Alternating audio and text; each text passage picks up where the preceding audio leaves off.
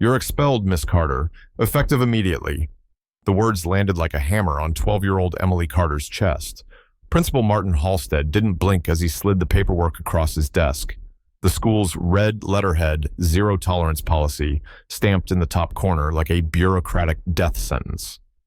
Emily sat still, her skin knuckles resting on her lap, still raw from what had happened just hours earlier. Outside the closed office door, the faint murmur of end-of-day announcements echoed down the polished halls of Jefferson Middle School. Inside, the air was colder, clinical, final. Her mother, Sergeant Rachel Carter, sat beside her in her civilian clothes, but her spine remained unmistakably military. Her bronze star glinted faintly beneath the edge of her jacket. "Mr. Halstead," she began, voice controlled but tight, "you're punishing my daughter for protecting another student from assault." Halstead's eyes didn't flinch. "We do not tolerate violence in any form. Context is irrelevant. The rule is clear. But what about the boys?" Rachel asked. "The boys have been dealt with." He folded his hands with bureaucratic certainty. "Emily struck 3 students. That's the only fact that matters here." Emily lowered her head, not from shame, but from disbelief. Just hours ago, she had stood between Jessica Martinez and 3 eighth-grade boys cornering her in the girls' bathroom. They had been harassing Jessica for weeks, whispers cornering comments that made her flinch. Today, they crossed the line. So Emily crossed one too. She didn't start the fight. She ended it. 90 seconds of chaos. 3 bloody noses. 1 terrified girl safe. And now she was the one cast out. Jefferson Middle School had become a fortress of red tape, a place where phrases like "support our troops" decorated the front office, but the children of those troops were quietly labeled as disruptive. For military families like the Carters, the message was clear: integrate quietly or pay the price. Rachel Carter had seen combat in the deserts of Iraq and the mountains of Afghanistan, but nothing prepared her for this kind of war, a war waged not with bullets, but with paperwork, prejudice, and policies disguised as protection. Emily, just 12, had inherited 4 generations of military grit. She spoke softly, read constantly, and could recite the Marine Corps values better than most new recruits. Her size may have been small, but her sense of justice was immovable. She hadn't hesitated when she saw Jessica cornered. She acted on instinct, on principle, and for that, the system had branded her a threat. As Rachel took the expulsion letter with trembling hands, she didn't say another word. She simply stood, took her daughter's hand, and walked out of the office. But what neither of them knew was that the fight had only just begun. And the next time Emily walked through the doors of Jefferson Middle School, she wouldn't be alone. Corporal Jake Carter was mid-run on the scorched training fields of 29 Palms when his phone buzzed with the encrypted message. It came from his mother, Rachel Carter, 3 words that froze him in his tracks. They expelled Emily. His boots skidded to a halt in the dust. Jake's breath was ragged, not from exertion, but from the instant rise of fury boiling through his chest. He swiped to read the rest. She defended a girl from 3 boys. School said she was violent. No appeals. It's over. Jake stared at the words, heart thudding harder now for reasons no PT drill could mimic. Emily wasn't just his little sister. She was the best of them, 12 years old, with their father's steadiness, their mother's fire, and a quiet sense of justice that was already sharper than most grown men's. She didn't start fights, but she sure as hell knew how to end them. And now for that, she'd been labeled a threat. Jake jogged back to the barracks Fury building with each step. Once inside, he shut the door, grabbed his encrypted tablet, and requested a private line. When the screen blinked to life with his mother's weary face, he barely recognized her. Rachel Carter, Sergeant Carter to the Marine Corps, a veteran who'd served 2 tours in Iraq, looked like she'd been hit by an emotional IED. Mom, Jake said, trying to stay calm. "Tell me everything." She did. The bullying, the bathroom, the 3 eighth-grade boys cornering Jessica Miller, whose father was deployed in South Korea. Emily stepping between them. The short, furious scuffle. And then the fallout, Principal Halstead's unwavering zero-tolerance stance, the dismissal of Rachel's attempts to explain. The paperwork was already filed. Permanent expulsion. No hearing. No options. She did the right thing, Jake said, jaw clenched. "I know," Rachel whispered, her voice raw. "But the school sees her as another violent military kid." Jake leaned back slowly, his fury sharpening into resolve. Then we show them what military family unity really looks like. The next 12 hours unfolded like a war plan. Jake contacted his commanding officer, Captain Eric Morrison, a man whose own daughter had faced school discrimination during his last deployment. Morrison heard the story in full, then sat in silence before nodding once. Permission granted, Corporal. But make it disciplined. This can't be a protest. It has to be a message. Yes, sir. It'll be an honor guard, not a war party. Operation Guardian Sister was born. Jake and a small team of trusted NCOs built a mobilization plan with military precision. Phase 1, intelligence. They gathered stats on disciplinary disparities. Military kids in Halstead's district were suspended nearly 5 times more often than their civilian peers. 21 other military families had filed complaints, none of them resolved. The pattern was clear institutional bias disguised as policy. Phase 2, communications. Sergeant Olivia Martinez, a reservist with media experience, crafted the messaging. We're not coming to disrupt. We're coming to stand. She designed talking points, media kits, and coordinated legal observers. Phase 3, deployment. The call went out across the region: Camp Pendleton, MKS, Miramar, local Marine Corps League chapters, and dozens of active duty and reserve units. Within 36 hours, over 180 Marines had confirmed. By the 48-hour mark, the final head count reached 237. Each would arrive in full dress blues. Each would carry the weight of Emily's expulsion with dignity and force of presence. They wouldn't chant or march. They would simply be disciplined, resolute, and unmistakably present. Back home, Rachel sat at the kitchen table with Emily helping her adjust the collar of the dress blues borrowed from the daughter of a Marine recruiter. Emily's hands trembled, but her spine stayed straight. "Do you really think they'll come?" she whispered. Rachel nodded. Jake said, "They're not coming for a protest, sweetheart. They're coming for you." Across the Carter home, Rachel's own uniform hung pressed and ready for the first time in 5 years. Miguel's bronze star, her late husband's, gleamed beneath the kitchen light. She hadn't worn it since his funeral. But this wasn't just Emily's fight anymore. It was every military family's, and they were about to make damn sure America saw it. By the end of the first night, 42 Marines had confirmed. By the next morning, the number had doubled. Within 96 hours, 263 Marines, active duty reserve and retired, had committed to Operation Honor Shield. Corporal Jake Carter sat in the dim barracks office at 29 Palms, eyes bloodshot from coordinating nonstop with units across the country.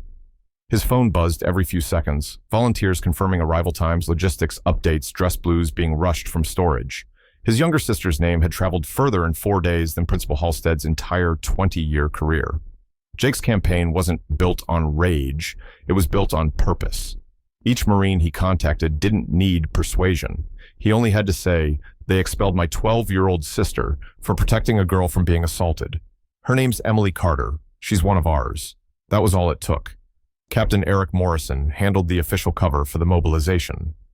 His clearance and decades of service gave Jake a critical buffer from accusations of unauthorized activity.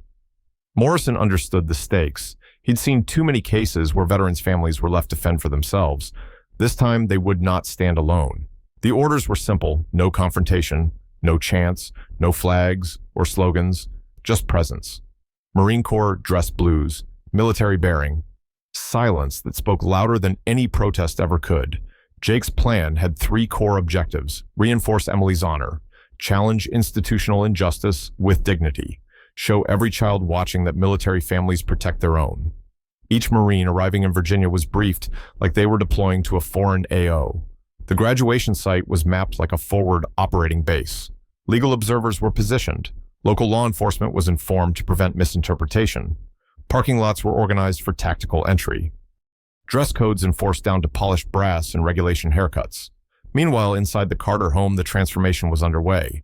Emily stood in front of the hallway mirror, her dress shoes, polished hair pulled into a neat bun under the guidance of Gunnery Sergeant Maria Wynn, one of Jake's former instructors. Maria had flown in from Camp Lejeune when she heard what happened. "You stand tall today, Em," Maria said, tucking in the last corner of the collar. "This uniform doesn't make you a Marine, but your heart already did." Emily smiled faintly. For the first time in weeks, her eyes held something that had been missing belief.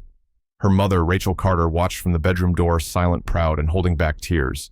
She'd seen Emily retreat into herself after the expulsion, watched her question everything, her worth, her values, her father's memory. But now the quiet return of her child's dignity lit up the house like sunrise after a long war-zone night. "What if they boo me?" Emily asked softly, voice cracking. "They won't," Jake said, stepping into the hallway now, fully dressed in his own blues. "And even if they do, you've got 263 Marines standing behind you," Rachel added. "And your mother, who once drove a convoy through Fallujah with RPGs overhead just to deliver med supplies to kids.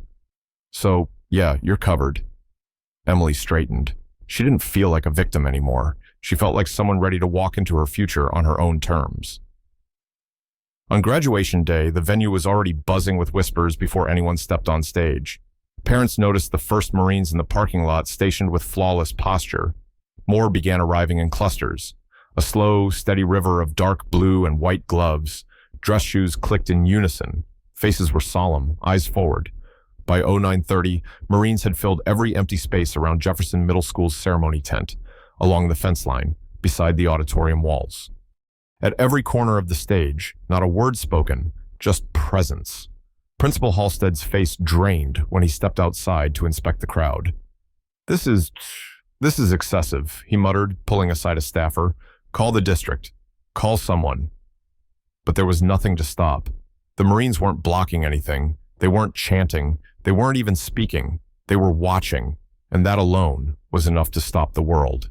When Emily finally stepped out from the side entrance, flanked by her mother and brother, the entire venue froze.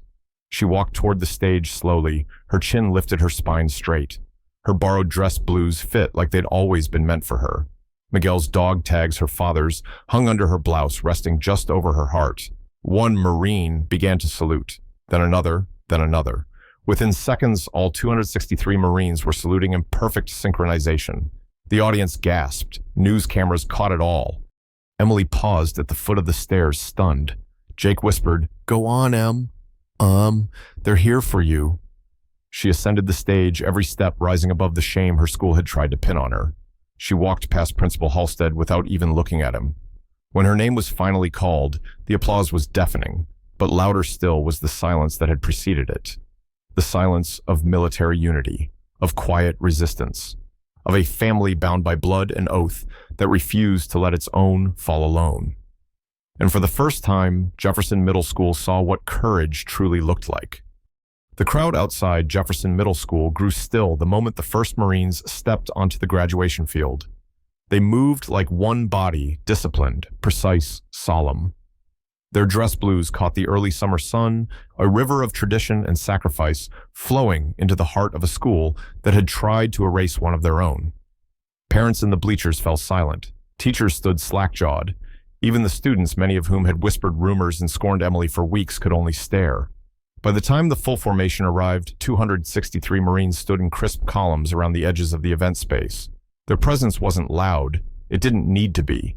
Respect doesn't have to shout when it knows who it is. At the center, walking with her head high, was Emily Carter. Her dress blues had been tailored by the same recruiter who had helped Sophie Santos months earlier. The sleeves were short, but her legacy was long. Her mother, Sergeant Rachel Carter, walked beside her in her own decorated uniform. On Emily's other side was her brother, Corporal Jake Carter, jaw set, eyes forward. Every eye in the crowd followed them as they approached the front row. No music played. There were no announcements.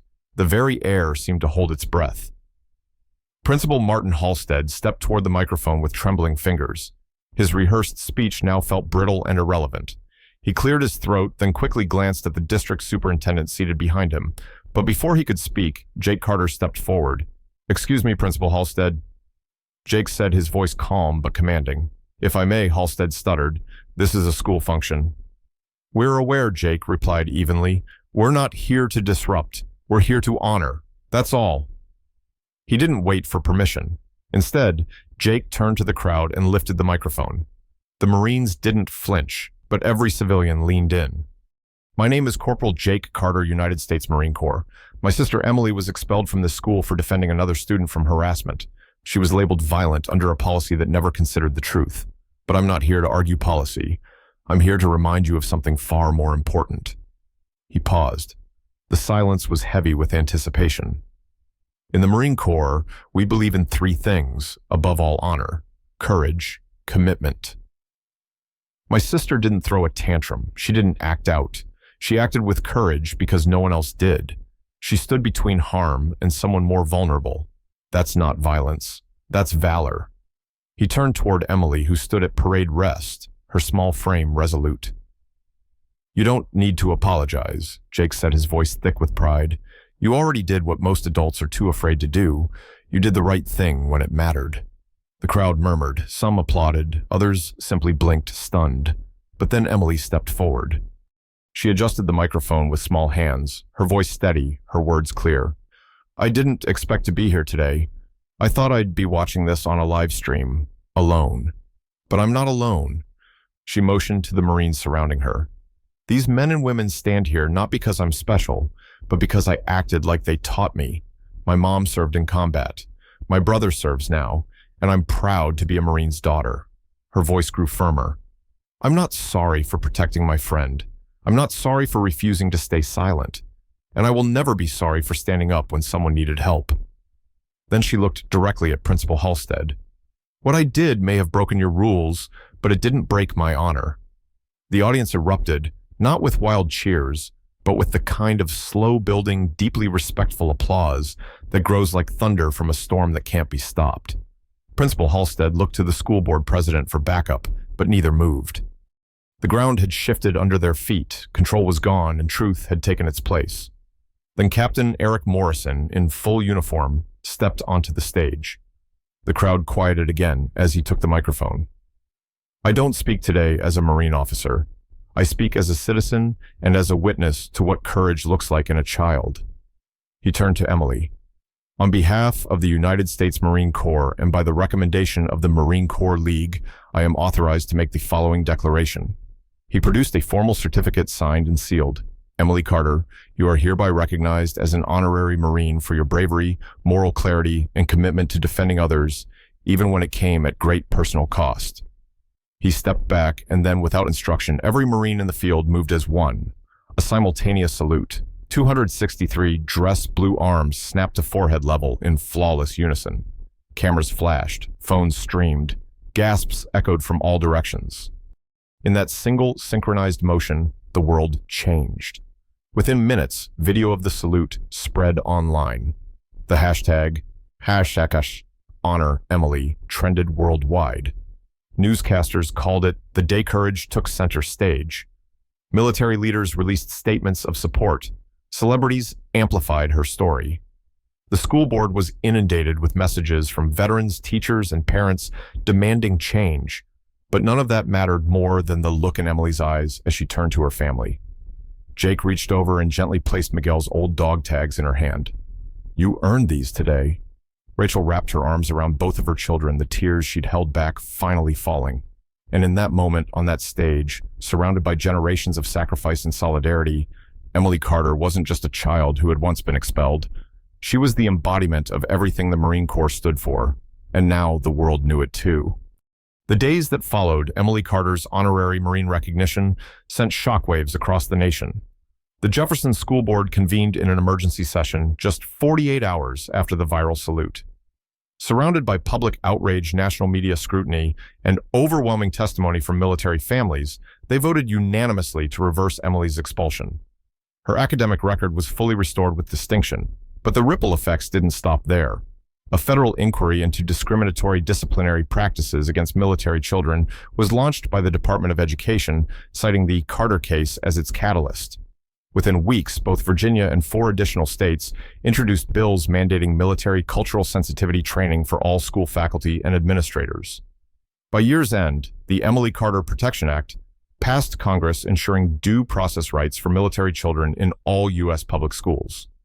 Rachel Carter, once a combat veteran turned struggling single mother, now stood at the forefront of a national movement. She founded the Military Family Justice Network, an organization dedicated to defending the rights of service members' children and holding educational institutions accountable. Her firsthand experience gave the movement credibility. Her voice, once muted by trauma, became one of the most respected in education reform. Jake Carter's military career soared in the wake of his leadership.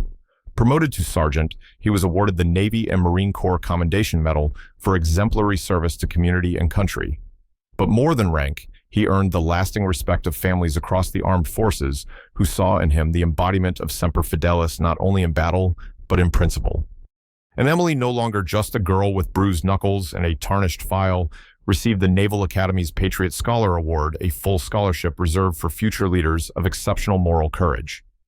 Her acceptance letter arrived just 2 weeks after her 13th birthday. Her story, shared in classrooms, training seminars, and congressional testimony, became a symbol of how one small voice can shatter silence, and how standing up for one friend can stand up for thousands. Because in the end, it wasn't a protest that changed the system, it was a child's conviction. Courage doesn't wait for permission. It doesn't need approval. Whether you're 12 or 42, doing the right thing means standing alone until others stand with you. Emily Carter showed the world that strength isn't always measured in rank, but in righteousness. If this story moved you, comment below with honor. Wins, share it with someone who believes in justice, and don't forget to subscribe for more true stories that remind us all what it means to be American, and what it takes to fight for what's right. Semper Fi. Always faithful, even to our youngest warriors.